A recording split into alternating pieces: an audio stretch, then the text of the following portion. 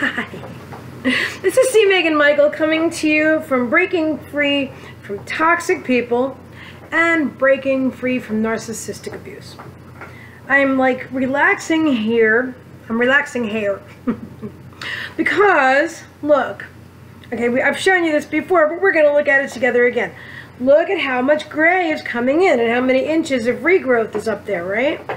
Now, by the way, my body waited a very long time to get gray. I know some people get gray early. I didn't get gray until I started getting, actually even at like 48, even with the abuse and stuff, I wasn't that gray. I wasn't like this. This started the last few months of the relationship with the ex-predator. I've never seen anything happen so quickly. And I know I told you that my hair was also falling out and stuff at the time. Anyway, so, I mean, so since I started going, I happen to be one that, I went to school for cosmetology when I was 18. And I had the same hairdresser since I was 12. And actually, she was she still is a lovely woman. Actually, I just contacted her on Facebook the other day, and I didn't expect her to write me back or whatever, but she did, and I don't even know what to say to her, to be honest. She's the nicest person. She was always really nice, but she knows as much as I like her, she lives back where I'm from, and she knows everybody pretty much that I've ever known in my life, because but you want to know what, though?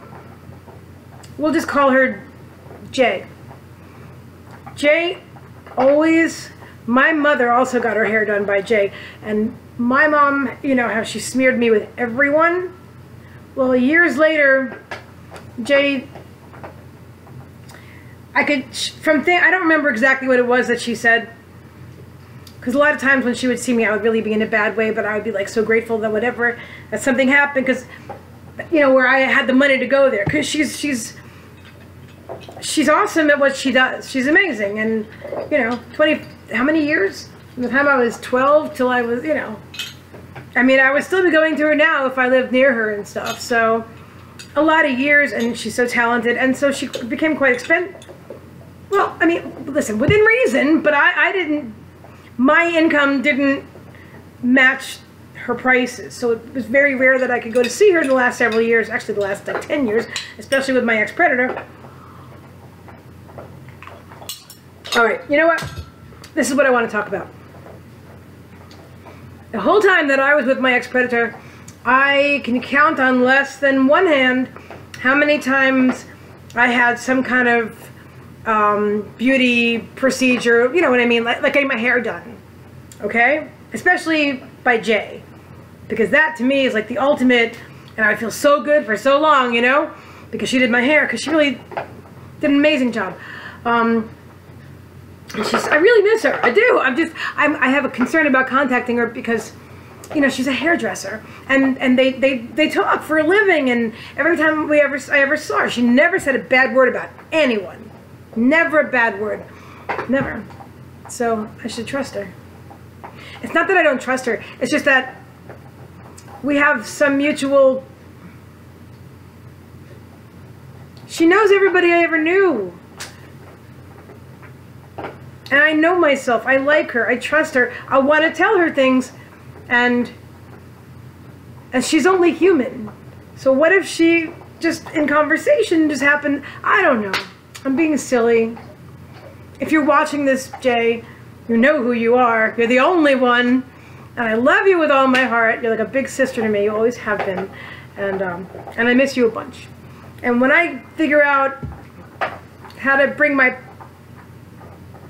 how to bring the past into the present in a healthy way, you'll be the first one that I reach out to. But for now, I'm going to seem a little antisocial because I'm not really that chatty. But anyway. Hang on. I so want you to do my hair again. Oh my gosh. But I was going to say, you know what? I'm really cool with the gray. I'm going to go gray. At least that's how I feel today. But I've been feeling that way for like a month now. And like over here, look at that. You can see like a gray streak. Like in that little curl, it's all gray. And I think I have one over here. I'll be so happy if I get like, oh, wouldn't that be cool? Like the Bride of Frankenstein streaks. Right? I really do. Those are my God's glitter highlights.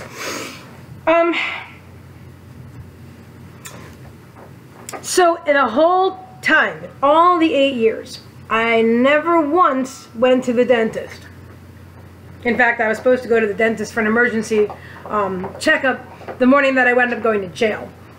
So clearly I should have known something was fishy if I was actually supposed to go to the dentist.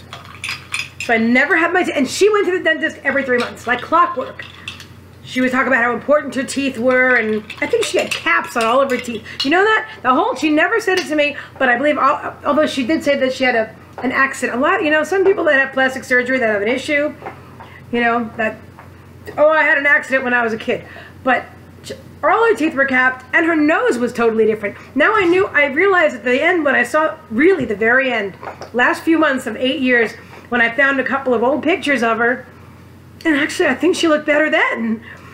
But I found some old pictures, and she looked more ethnic. She was Asian. She was Filipino, and she looked more Asian. And so I saw that she obviously had really deep low self-esteem because she made her nose look more American, and her teeth. So this woman is a predator. Never missed.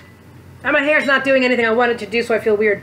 I don't really feel weird. I'm just, you know I always play with my hair. All right, so.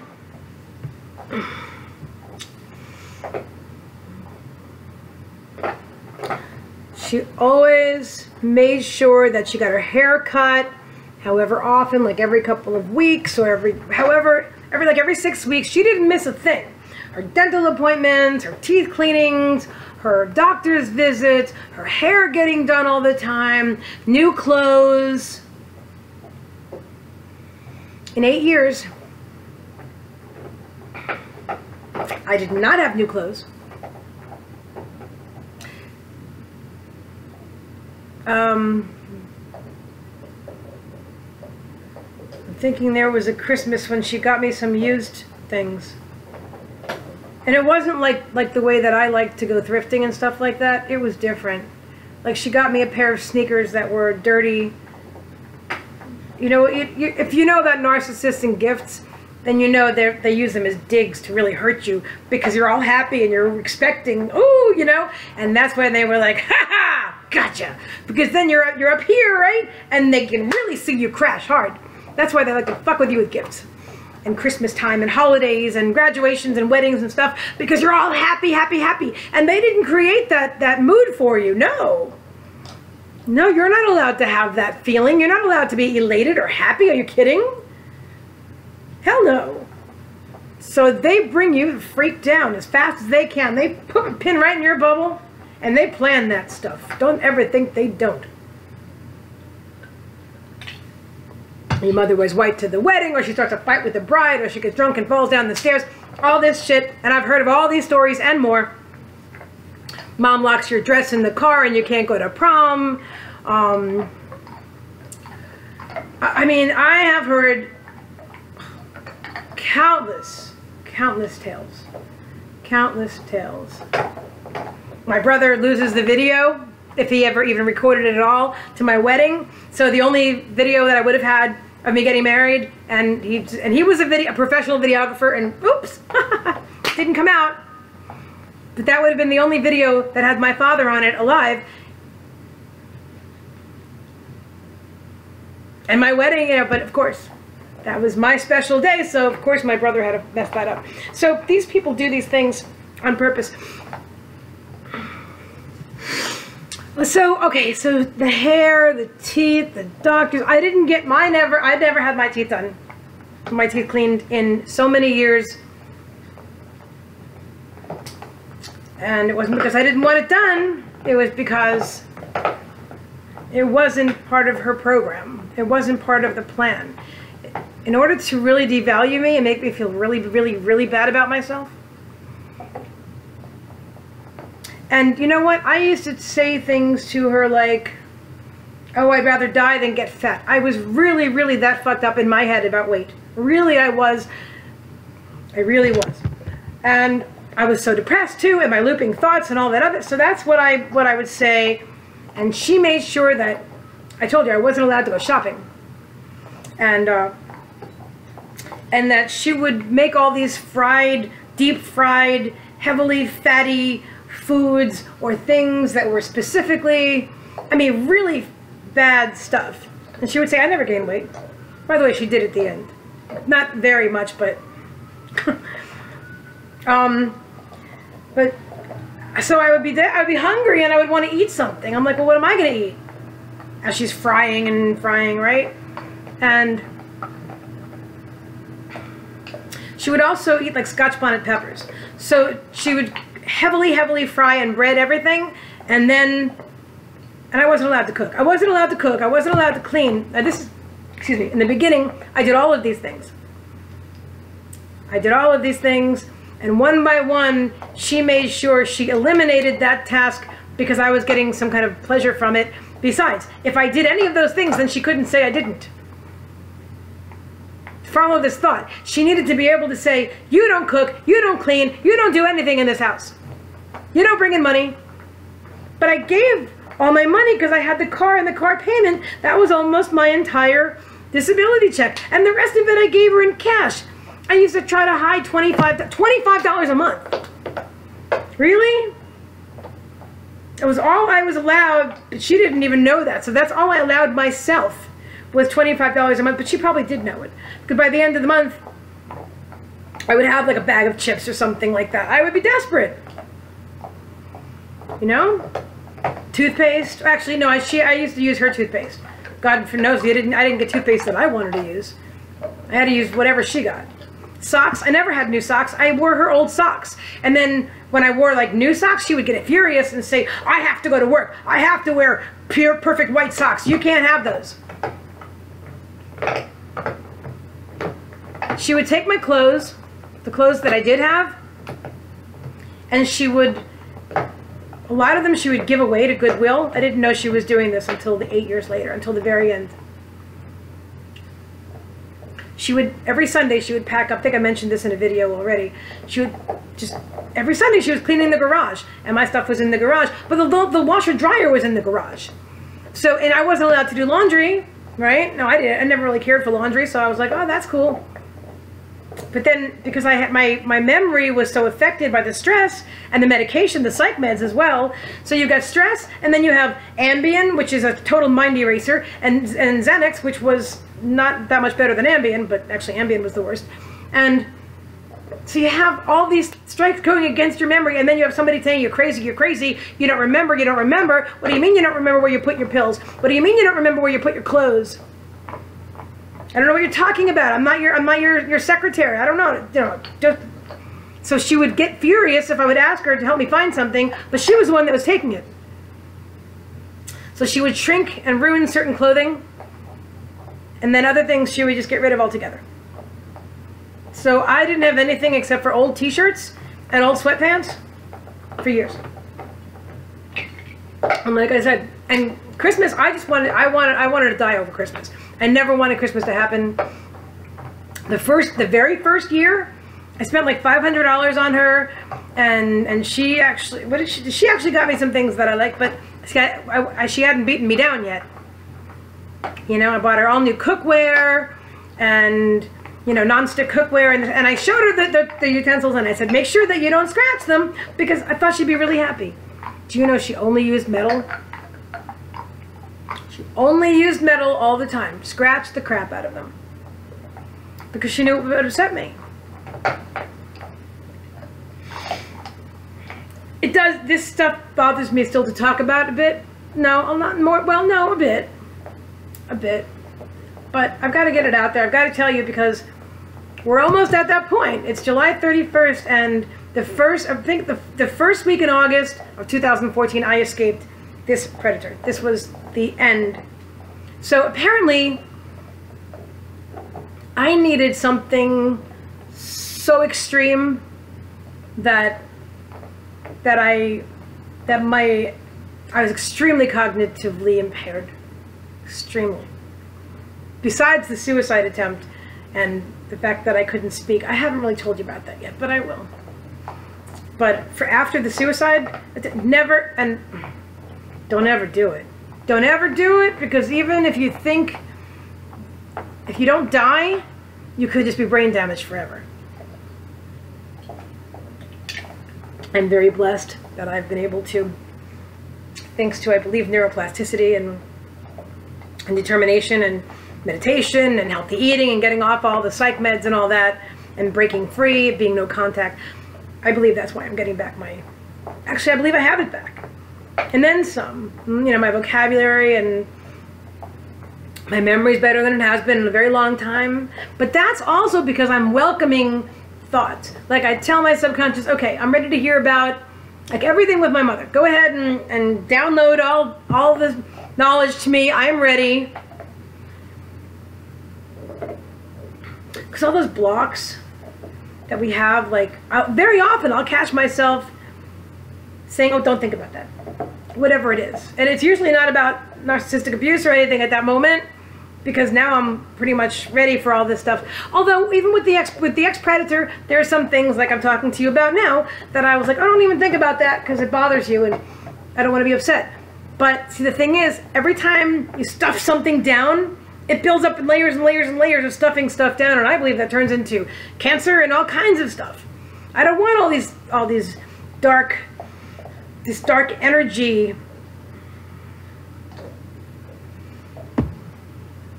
clogging my flow, clogging my system. I don't want this toxicity to live and breed inside my body, so I release it all. And I do believe that our higher self won't download, and I mean download from like source, and from source and also from a mind. I don't believe that our higher self will allow us to download more than we can handle. Like there are some days that I have so many revelations, and this has happened a couple of times because I'm like, okay, I'm ready for everything. And there were some days that I would have so many revelations I was having trouble focusing. I'm like, okay, which video do I want to create? And wait, I could do that, I could do this. I don't even have enough time to do it all because I want to do that. And I had so much to say. And then there are some days when I actually have to turn on the camera first, which is fine. I'm doing it today. And then we're discussing, you know. So,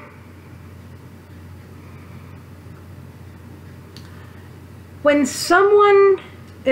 we're not good enough to scrub somebody's floors or toilets, and we're not good enough, and listen, I did not want to have sex with this person, not for anything, but every now and then, you know, but she, I am sure, she must have, see, I didn't know it at the time. I was just like thinking, I am such a bad wife because I don't want to have sex with her. And I would pretend I was sleeping or whatever. I'm sure I would like take extra medication just to fall asleep. So, you know, and then the guilt of what a terrible wife I was. And then I would say, I'm sure it's the medication. Well, because, you know, psych meds do affect your libido. But I had no attraction to this person and she was evil. That's not psych meds. That's evil. I wasn't attracted to it. And I didn't want it. But she thought she was withholding from me. The best thing she ever did for me. Seriously. So like once a year I had to service her. That's really what it was. Once a year I had to service her. You a good boy? Of course you are. So you're not desirable for sex. Because there's a term that we all use. I don't use it obviously because I can't think of it. But is it stonewalling? What is it called when they don't want to, when they shut us out?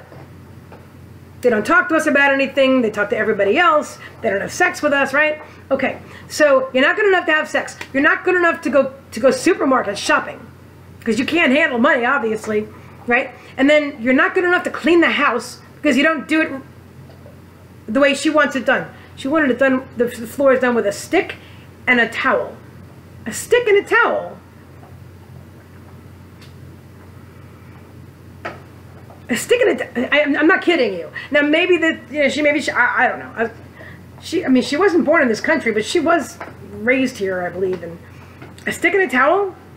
You know what? The worst part isn't that she wanted to use a stick in a towel, because that's fine. I mean, like that's fine. But don't force me to do that, because I don't know how to clean with a stick in a towel. I wasn't an expert cleaner to begin with, but I could figure out a mop. No, she wanted to make it, and the whole entire 2-bedroom, 2-bath condo was tile, a whole place. So she had to make sure that she made it as difficult as possible, something that I absolutely was terrified of doing, because I would, you know, of course I was doing it wrong. Everything, no matter what I did with the laundry, oh my gosh, I was going to break the machine, I wasn't allowed to use it. Cleaning, couldn't do cleaning, couldn't cook, I wasn't allowed to use the stove.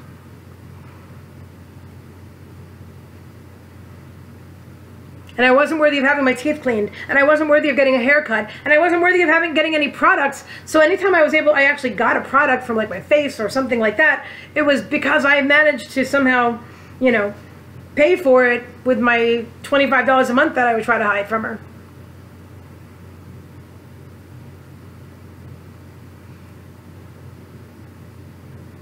In the meantime, I'm paying all my money for a car that she's driving, and I'm stranded in the house. Now, I was agoraphobic a lot of that time. I didn't want to leave the house. But is it any wonder? So, this stuff has been too painful to think about, but now that I'm thinking about it, it all makes sense. Why I go into a supermarket and I don't feel worthy to shop there, or I'm looking at, you know, the free coffee or the free pie samples, and I feel like they're not for me, because everything in my life during those 8 years, except for bad things, it wasn't for me. Anything good wasn't for me.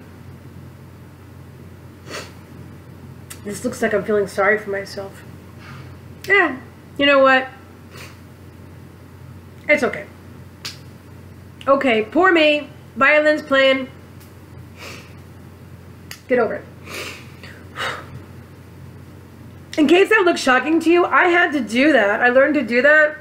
I taught myself to do that back in like 2013 after jail. Because remember, I didn't cry in jail. And then in 2013, sometimes I would just want to bawl. I would just want to cry my eyes out because I had some privacy in my tent that I was renting. And I just wanted to cry. Like, oh my gosh, all the injustice and all this crap in the world. And I just wanted to cry. And so finally, I decided, okay, I will only allow myself 10 seconds.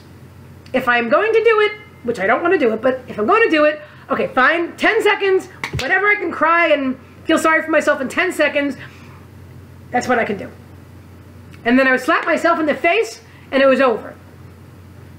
So I would allow myself a 10-second pity party, and that's it, because I had to move with my life. I was the only person. I could not allow the looping thoughts. I could not allow myself to fall into the patterns of depression. I couldn't allow that to happen. I could not. I did not have the luxury of being mentally ill anymore. I had to take care of my sweetheart. To take care of my own, he gave me his paw. I had to take care of my own shit.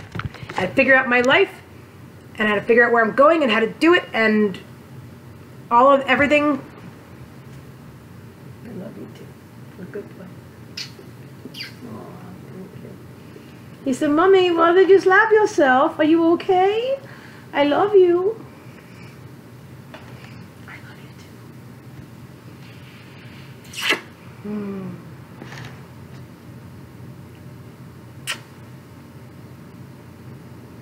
So, 10 seconds. 10-second pity party. On rare occasions. I would tell people, because when people started to feel sorry for me or whatever, I couldn't stand that. Oh my gosh, pity is so triggering. Or I wish it was. Now I have no patience for it. But at the time, pity was just so triggering to me. Like, how dare you pity me? You know? Pity yourself. I mean, I would tell people, I don't throw pity parties and I don't attend them.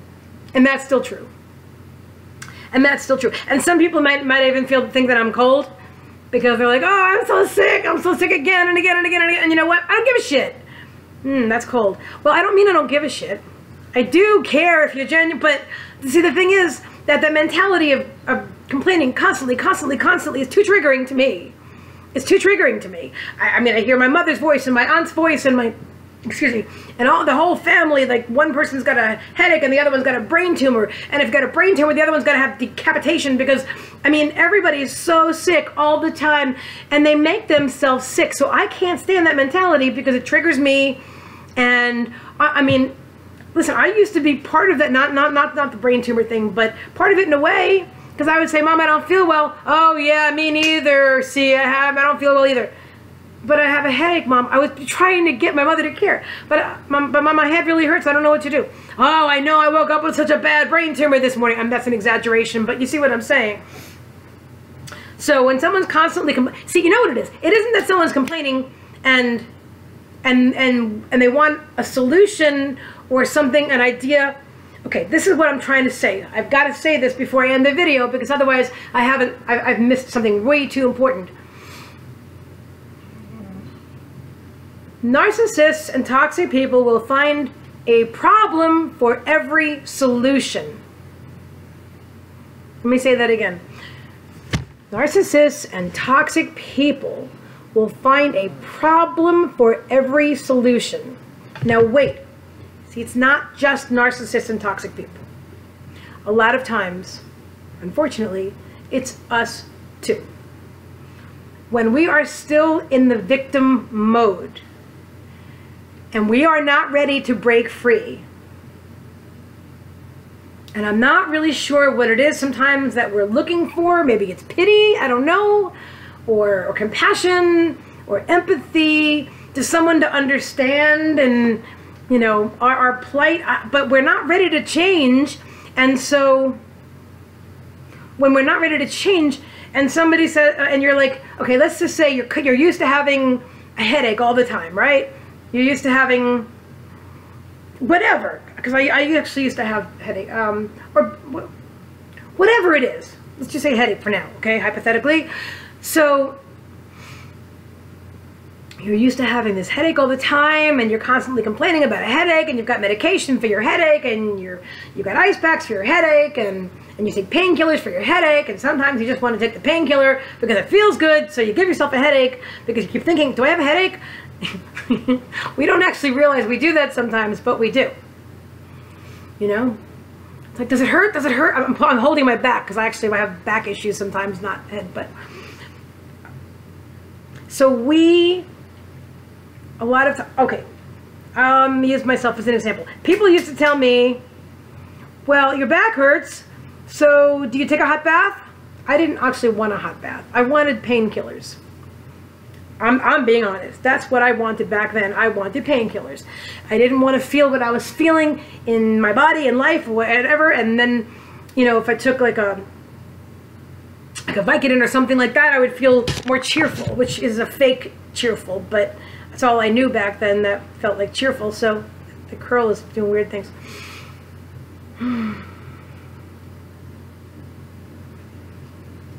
This is stressful. Hang on.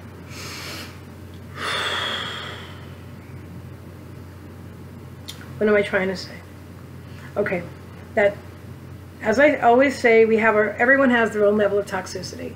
And sometimes people will reach out to me, I used to do it too, and they'll be saying, oh, I have this problem, I have that problem, I have this problem, I have that problem, but then you try to help them because you figure they're telling you this because they want you to offer a solution, which a lot of times is just not the case, and I'm learning this. But you feel like you put all this effort into trying to help them resolve an issue, but then the next time you talk to them, they're having the same issue. And the issue never changes because their thoughts are still looping in that cycle. They're not ready to veer off on a new course yet. That's really what it is. They're not ready. And they may think they're ready, because I used to think that all the time. If you told me that I wanted to stay in an abusive relationship, I would have said, are you kidding? Are you crazy? I would have said all kinds of, silly things. But the reality was that when push came to shove and my life was on the line, I knew that I was going to be dead. I knew that I was going to die. And she'd already told me she won't take care of me if I'm sick. And the abuse at the end was just so bad. It was so bad. And Because when I came back, she knew she was on she had limited time to really push me over the edge. Because I was still fairly recent off of the suicide attempt, the only one I had made in years, and I really tried to die.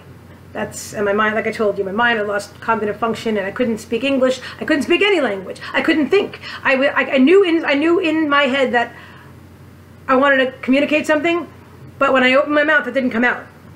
Now, there's a good chance I had a stroke, at least I think so, but I could not communicate that to the doctors when I was, you know, in the emergency room because I couldn't speak. So in my head, I'm thinking, oh my gosh, you're going to put me on the psych ward, which is fine, but I need to see a medical doctor first. But I couldn't communicate that. So they didn't give me a medical doctor. They just put me on the psych ward. And on the low functioning psych ward too, because I couldn't speak. They don't know that I can normally articulate. And besides, maybe it didn't matter because I couldn't speak then. So the fact that my 2-year anniversary is coming up is bringing back these memories that I have not dealt with yet. And I will tell you that I put these off because it was too recent. Talking about the narcissistic abuse from my mother as a child, or even into my adulthood, wasn't as traumatic as talking about the POW situation that I lived in with this person before I left. But now this is the first video where I'm really analyzing what happened, and now it makes sense to me why I didn't feel worthy at the supermarket and why I don't feel worthy buying a $5 shirt, you know, because for 8 years I was denied anything and guilted and shamed as to how dare I even want such a thing. This person, she deserves it. She's the one that's working. She's the one that goes out of the house. She's the one that's not crazy. She's the one that helps me. She's the one, but I don't deserve any of that. I didn't deserve anything. Not even the kind of toothpaste I liked. Not even, you know, to put something on a shopping list to choose anything. Nothing. I was in such bad shape when I got into that situation that I look at it now, and like I said, there was no love bombing. She just sucked in a perfect, it was a perfect storm. She sucked in the perfect supply for herself. And she just started off where most toxic people would be, like, you know, in the middle, when they really start, once they have their teeth in you and they're really sucking your blood and your life and your energy and your everything, right? Look at this. Look at this. What is he doing up there? What is he doing up? What are you doing up there, son? That's mommy's chair. He's like, yeah, but you're not using it. What are you doing? He's so good. All right, I'm going to move the pillow here. You can lay down. You can lay down. You can sit down. Sit. Sit, pause. Yeah, there you go. Look at that boy. He's like, okay, mommy, I'll do the video now. I'm the big boy. I sit in the chair now. I'll do the video. Watch this. Oh, hang on. Hi, this is Paws the Pup. Coming to you from Breaking Free from Toxic People and Breaking Free from Narcissistic Abuse. That's right. Now I'm going to pass you on to my mommy. Thank you for stopping by. She's a bit camera shy. Oh, just look at these lippies. Look at these lippies. I love these lips.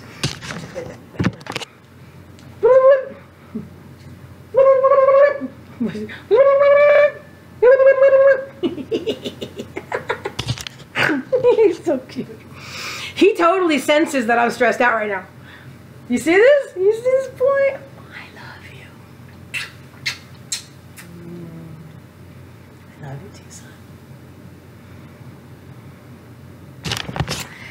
You know what? A friend of mine mentioned today something I was reading that she wrote me. That she also had her, you know, her furry children, you know, animals used against her in toxic situations, and that she may be ready to get another one. I can't imagine life without them.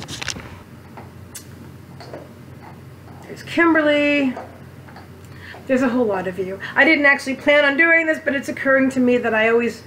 So I will thank you guys even more officially at a future date. But in the meantime, I just wanted to say that, and I might just say goodbye right now. So again, this is C. Meagan Michael coming to you from Breaking Free from Toxic People and Breaking Free from Narcissistic Abuse. In peace.